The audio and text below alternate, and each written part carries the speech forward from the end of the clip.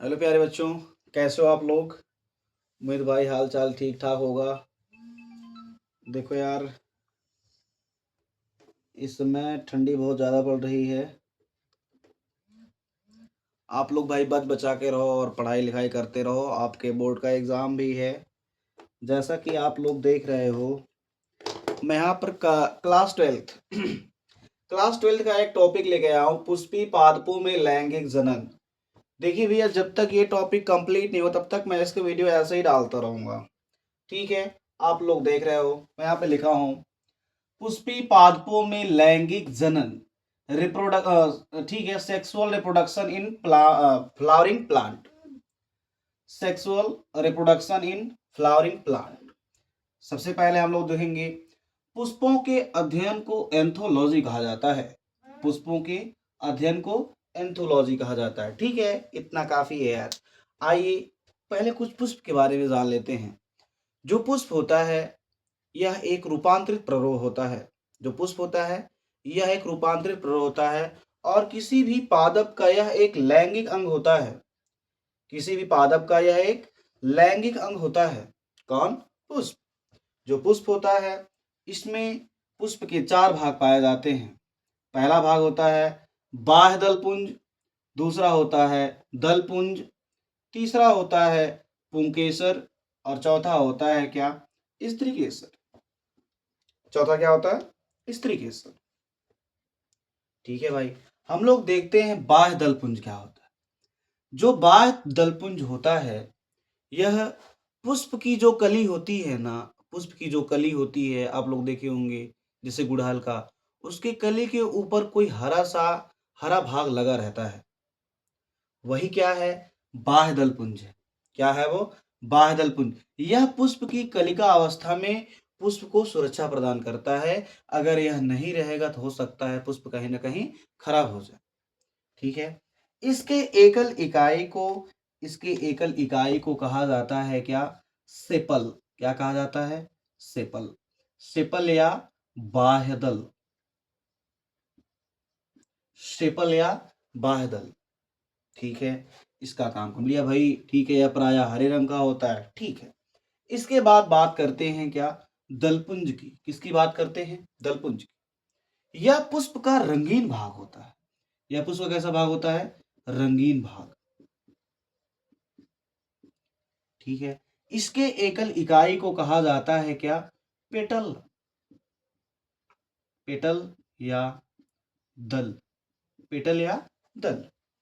Petal कहा जाता है, यह दल कहा जाता है। ठीक है, देखेंगे जैसा कि हमें पता हो गया यह पुष्प का रंगीन भाग है। अच्छा हाँ, रंगीन है तो भाई कोई कारण होगा तभी तो रंगीन है वो। नहीं तो क्यों एनर्जी लॉस करे कोई पादप।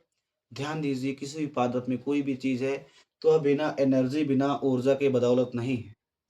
अगर कहीं ना कहीं इस पादप ने इस पुष्प को रंगीन बनाने में अपनी एनर्जी वेस्ट की, अपनी एनर्जी लगाई है, तो कोई ना कोई तो काम जरूर होगा।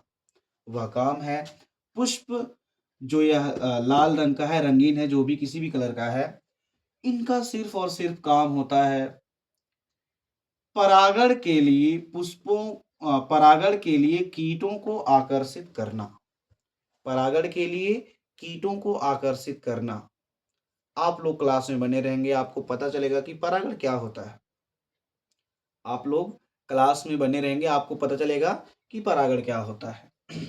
चलिए ठीक है, अगला भाग जानते हैं। अगला जो भाग होता है पुष्प का, वह होता है पुंकेसर। क्या होता है? पुंकेसर। और यह जो इसका ये वाला भाग है ना, ये वाला भाग, इसे कहा जाता है परागकोश। क्या कहा जाता है? परागकोश। इस परागकोश में पराग कण का निर्माण होता है। इस परागकोश में पराग कण का निर्माण होता है। पराग कण भैया पुंकेसर क्या है? जैसे अपन में हम लोग नर हैं और एक मादा होती है, वैसे ही इस पुष्प का यह नर भाग है। क्या है? यह नर भाग है। इसमें नर युग्मक का निर्माण होता है। किसका निर्माण होता है? नर युग्मक का। ठीक है, इसके एकल इकाई को क्या कहा जाता है? पुंकेसर। जैसा कि ठीक है भाई, हमें पता है। ठीक है, इसे जायांग कहा जाता है। ठीक है, उसके बाद देखते हैं, यह है स्त्री केसर, इस पुष्प का मादा भाग, इस पुष्प का मादा भाग। भाई मेनली हम लोग जानते हैं, थोड़ा सा इरेज करेंगे।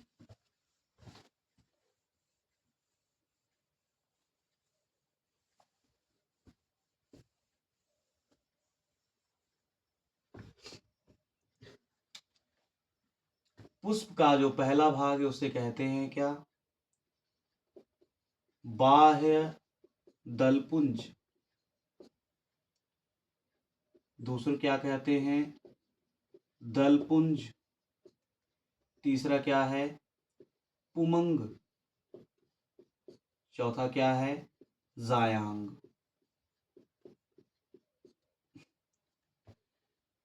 जो यह बाह्य दलपुंज है, हमने अभी पढ़ा, इसकी एकल इकाई क्या कहा जाता है? सेपल। सेपल या बाह्य दल, सेपल या बाह्य दल। ठीक है।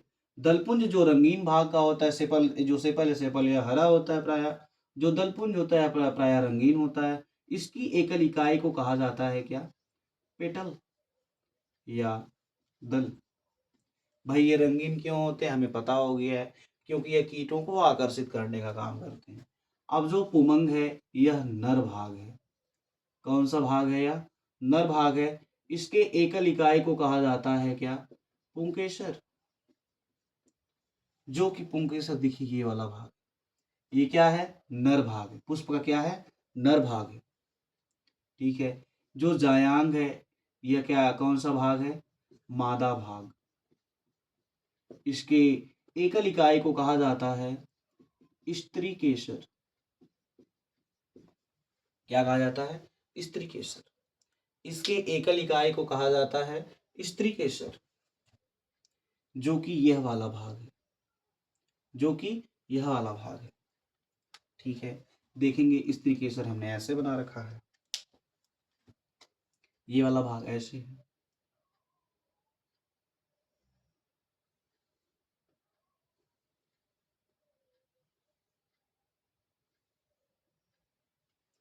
ठीक है। जो इसके जस्ट ऊपर का भाग, इसे कहते हैं वर्तिकाग्र।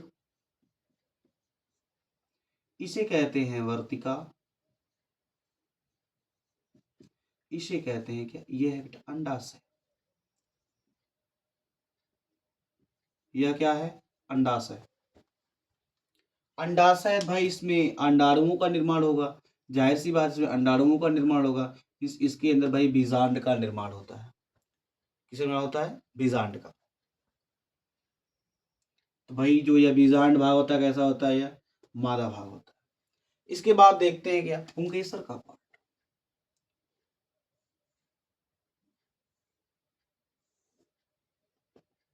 ठीक है। इसे कहते हैं पुतंतु। यह क्या है? परागकोश। यह क्या है? परागकोश। जो भाई परागकोश ही है ना, जो यह पुंकेसर है, पुंकेसर का जो समीपस्थ सिरा है, पुंकेसर का जो समीपस्थ सिरा है, यह दल या बाह्य दल से जुड़ा होता है। और जो दूसरा सिरा स्वतंत्र है, वह पराकोश है, वह सिरा स्वतंत्र होता है। तो यह सिरा कैसा है? स्वतंत्र। और एक इसका बना कहाँ पे जुड़ा होता है? दल या बाह्य दल पर। ठीक है। हाँ।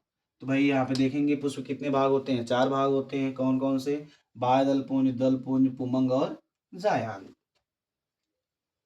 इसकी जो बाह्य दल पुंज, इसकी एकल इकाई को सेपल कहते हैं या बादल कहते हैं।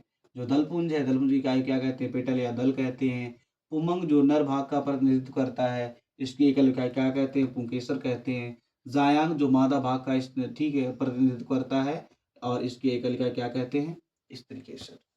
यह एक प्यारा सा है एक चित्र। और भाई इतना आप लोग करेंगे तो आपके बोर्ड के एग्जाम में आपको कम से कम 5 नंबर तो जरूर मिलेगा। Thank you. धन्यवाद। मिलेंगे नेक्स्ट वीडियो में। Thank you.